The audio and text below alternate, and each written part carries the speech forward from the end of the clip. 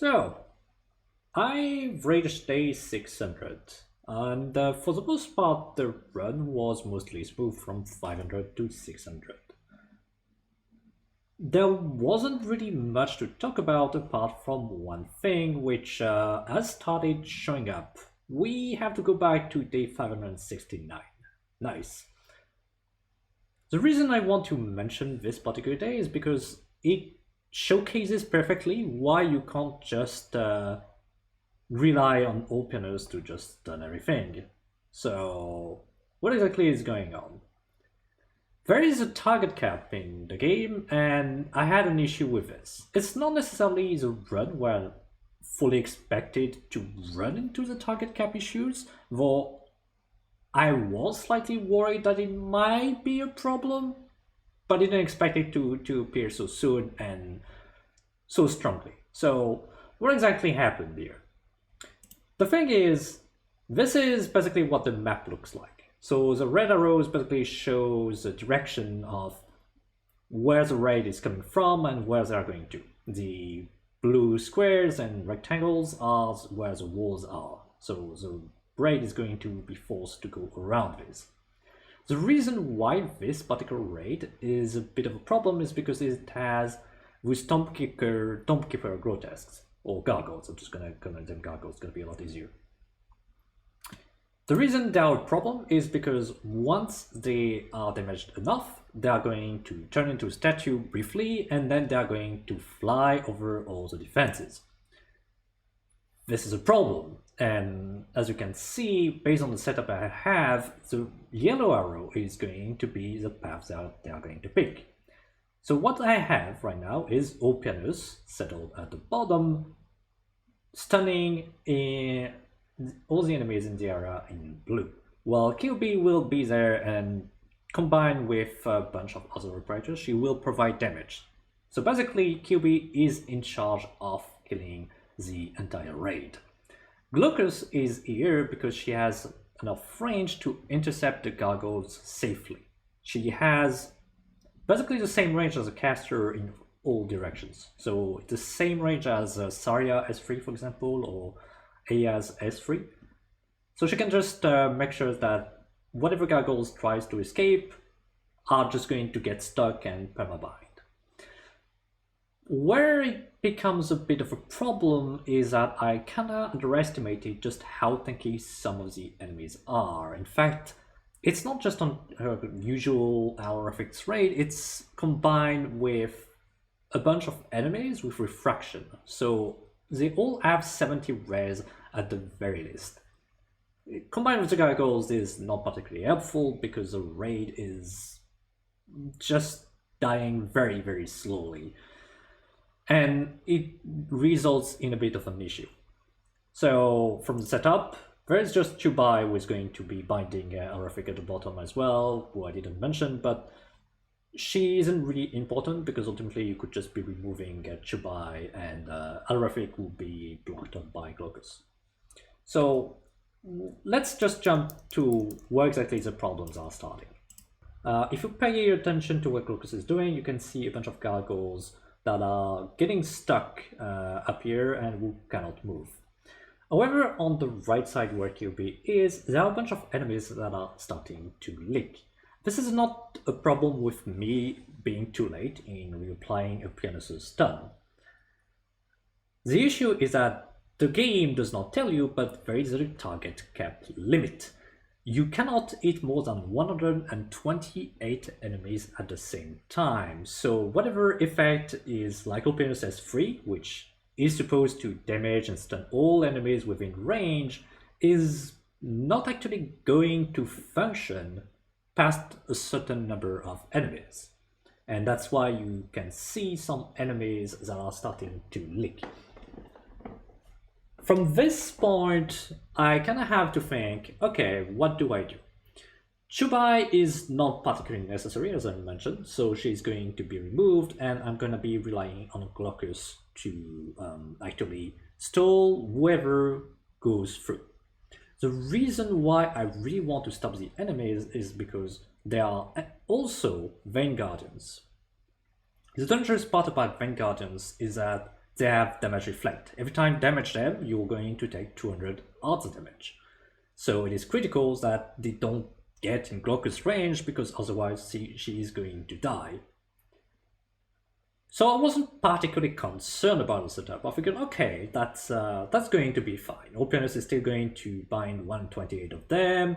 There are already enough of them who died, so 128 times 2, that's 256. It's okay, like, I can bind enough enemies. But the problem is that for some reason some of the enemies have a weapon exactly on Ulpianus's position, which I wasn't aware of, and so he dies. That's where I'm basically in the position of, oh, okay, I guess.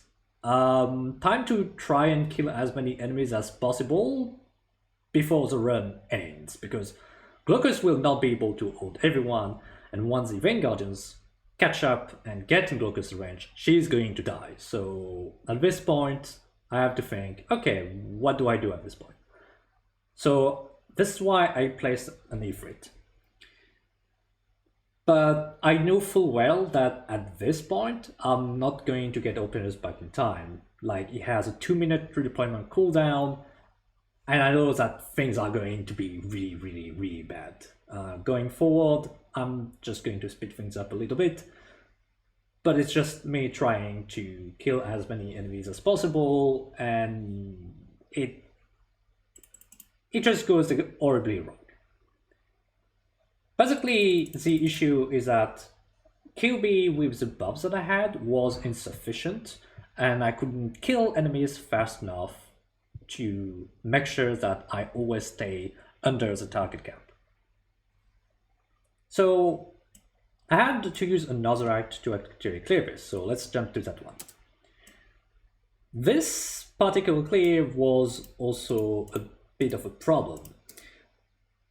I was slightly less concerned because I knew that with basically 100 enemies eliminated, I didn't have to worry about the target cap quite as much, but I still had to be wary of all the gargoyles, because ultimately I didn't kill any of them on the previous day. So now I have to think, okay, how do I make sure that I place Glaucus in the right position to actually take care of them?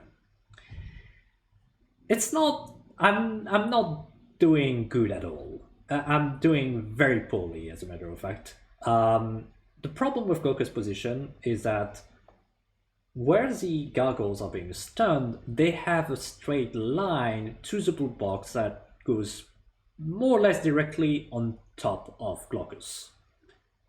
This is a big mistake. What I should have done is actually place Glaucus to the lower side. There are, if I'm correct, I think it's 18 gargoyles. So I can leak basically half of them with no issues, because I have 12 life points.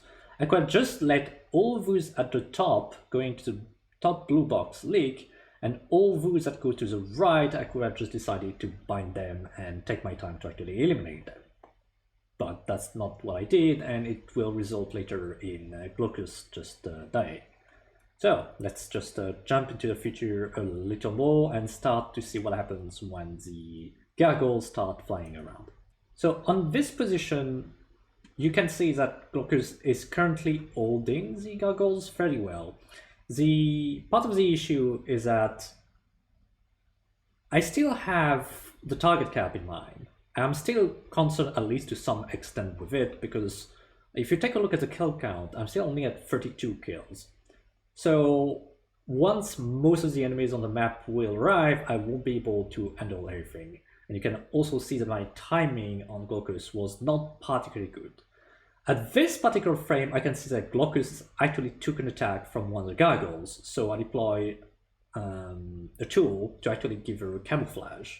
But I know that if I mess up the timing even just a little bit, it's going to be really bad, because she is going to die. She's going to die. She already took a hit to the face, and she can't afford to take another.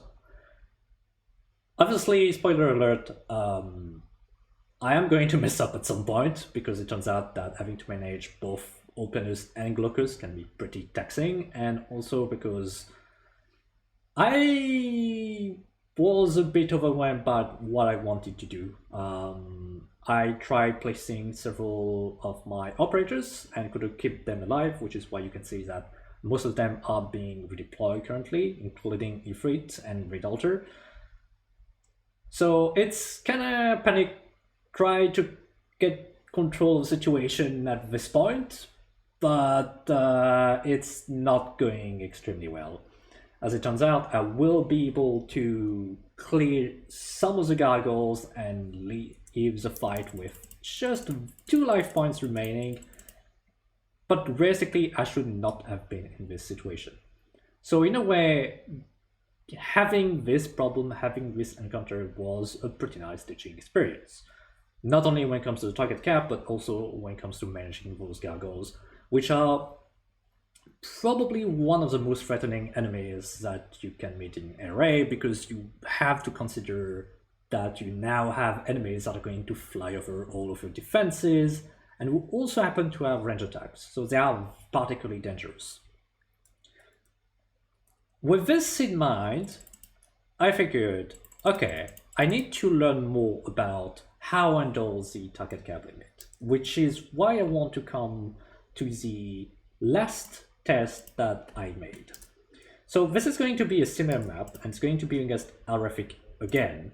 However, the big difference here is that the setup I have only has all pianos and glockers to use for stall. This is still an Alrafic raid, but there are no gargoyles. The reason why I wanted to do this is because I wanted to see specifically if there was some kind of priority in which targets are getting crowd control. Because the idea is this. Old Pianos is going to stun up to 128 enemies within range. And what I wanted to check is, because of Vein Guardians, those with the damage reflect, also have a taunt effect, I was wondering whether Old Pianos would actually be prioritizing those when casting his ability. Basically, the question is the algorithm, you take a look at all the possible enemies within the attack range, and do you sort them in terms of priority or not?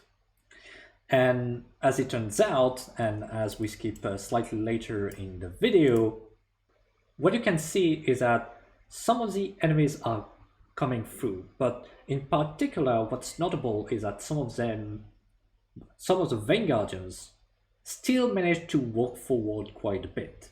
So there is no filtering of the Vein Guardians. You can't just use an old pianos and expect all the Vein Guardians to stay in the back because they're going to be prioritized. This means that one of the worst raids you can deal with would be, if you were to go infinite, would be like an Alrafic raid combining with another raid which only has those Vein Guardians, because now you have plenty of enemies with a lot of damage reflect. The issue is that you just don't have that many operators who can deal with them while staying alive.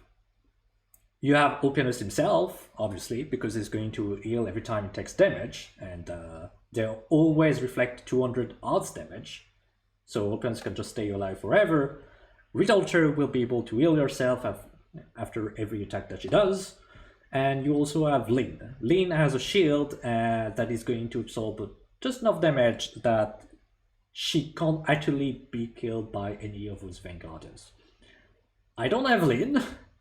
But even beyond this, I still wanted to do this test, because this is going to be happening at some point. If you run RA CC long enough, you're going to run into that particular issue. So that's what I wanted to test. There is also one mention for a special shifter, which is namely Enforcer. The reason why Enforcer is relevant is because he is the only shifter at 5-star or higher who, I don't actually know if it's the same for sure, but I think Show deals damage on her skills. But his skill 2 in particular doesn't deal any damage to the Vanguardians, which means he is the only shifter who can realistically push back the Vanguardians without taking damage. If I were to use Woody S3, for example, she will blow up instantly. If I were to use F feature, she will also die fairly quickly. So finding options in how do you stall all those enemies without just having your operators blow up instantly because of how much damage they're taking is definitely quite critical. What I've tried, and this is a strategy that only works for a bit, is to actually not just use Ifrit for eliminating enemies. It turns out that if you throw a whole lot of buffers and debuffers, so Redalter, Suzerain, Saria, but also Ifrit and KOB, you can actually stay alive against an Arafik raid because there are not that many of those Vanguardians. Ultimately, what you want to do in those kind of circumstances is just bring a lot of healing as well as the Omni Umbrella, because the Omni Umbrella is going to massively increase the maximum HP of your operators and make it much less likely that your operators are just going to die in a single hit just because they decided to cast an AoE in the middle of a raid and die to too much damage reflect. It only works as long as you can ensure that the enemies are dying fast enough, and only if the raid is not combined with one which is full of Vanguardians, because even then you're never gonna get to the point where you can stun enough of them in the first place. So that's why I'm kind of looking into possible answers into how do you deal with those kind of raids if they were to stack, and if you were taking a look at Infinity, because ultimately even someone like Lin is not going to have enough damage at Infinity to deal with those kind of raids. So that's basically it for the period from 500 to 600. The rest of the days was very similar to what I've showcased in my previous videos. I have a bit of a surprise for you, so let's get right into it.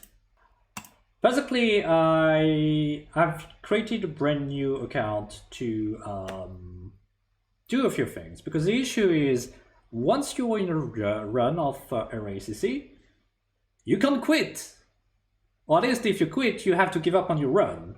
So because of some requests, a lot of requests as a matter of fact, of people asking, hey, how do you actually play Reclamation algorithm? Not the critical contention or dungeon mode variant, just the basic Reclamation algorithm. So I'm going to be setting a few rules for this account, which is that all the operators that I get from Gacha here, I'm going to just ignore them. I'd like to make a run of Reclamation algorithm where I don't particularly use any of the 6 stars and 5 stars. So the rules for the operators are basically going to be I'm only going to be allowed to use all the 4-star and lower operators as well as the welfare operators. So for example, if I have Civility Tenor that you can get from chapter 14, she's fair game, because while she's a 6-star, absolutely everyone can get her for free just by completing the main story. If you have anyone from some side stories, so Crusalter for an example that you can get from Invitation to Wine, she's a 5-star, but again, everyone can get her. Operators from that you can get using red certificates are also going to be fair game. Operators that you can get from like selector tickets, so for example, newer players can choose between Lapland or Spectre. Am I going to use them for Reclamation algorithm? The answer is going to be no. I'm still going to use the ticket to upgrade 5 stars to maximum level.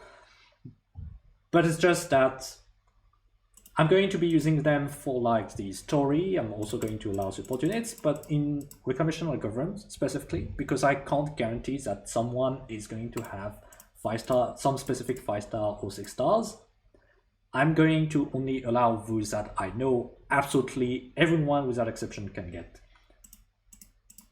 So yeah, that's what I have planned for the future. Obviously, it's going to take some time because you don't unlock reclamation government right from the get-go, and you do need to build up a bit of your operators.